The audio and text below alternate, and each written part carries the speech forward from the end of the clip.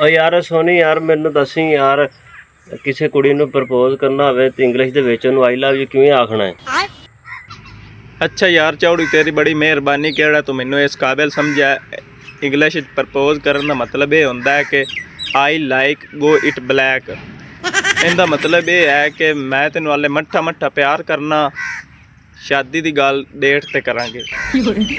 ਹਾਂ ਯਾਰ ਸੋਨੀ, ਮੈਂ ਕੁੜੀ ਨਾਲ ਡੇਟ ਫਿਕਸ ਕਰ ਬੈਠਾ ਤਾਂ ਉਹ ਕਹਿੰਦੀ ਸੰਡੇ ਨੂੰ ਆ ਜੀ, ਤੇ ਸੰਡੇ ਕਿੱਦਾਂ ਨਹੀਂ?